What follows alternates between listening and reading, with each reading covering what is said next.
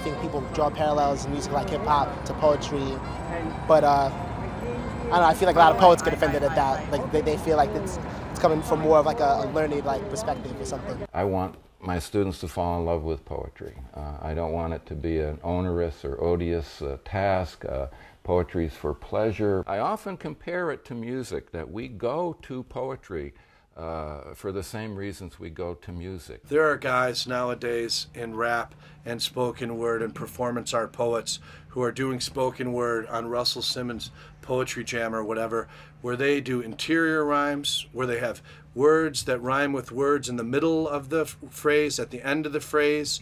You know, they can take 4-syllable words where all 4 syllables rhyme with another 4-syllable word. About 8 or 10 years ago at Sarah Lawrence, students started bringing me hip-hop lyrics, and some of the lyrics interested me a great deal, and I thought I'd start trying to teach a class comparing what's going on in some of the lyrics today in hip-hop or rap music to Gerard Manley Hopkins' poetry.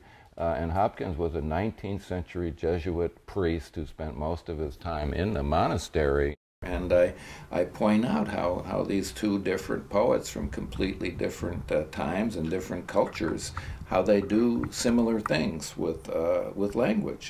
The Windhover, a famous poem of his, a great poem. I caught this morning's minion, kingdom of daylight's dauphin, dappled dawn-drawn falcon, in his riding of the rolling level underneath him steady air, and striding high there, how he rung upon the rein of a wimpling wing in his ecstasy. I think there's very similar things going on in these two different poets. Nas, a contemporary hip-hop artist, very famous, and Gerard Manley Hopkins, a dead white Jesuit priest from the 19th century. Nas? Yeah, I think he's actually one of my favorite MCs. I would definitely include him.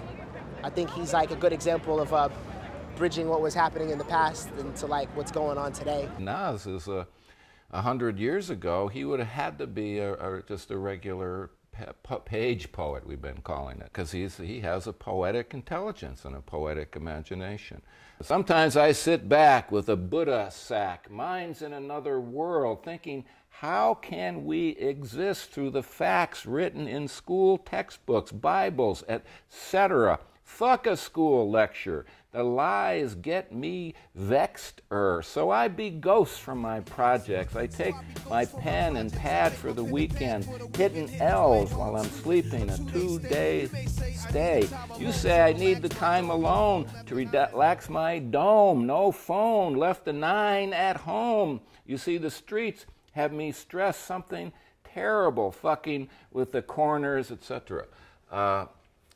There's a lot of internal music in those lines. I just try to make the point that poetry goes across all boundaries, racial and centuries and cultures, and that there is really one poetry.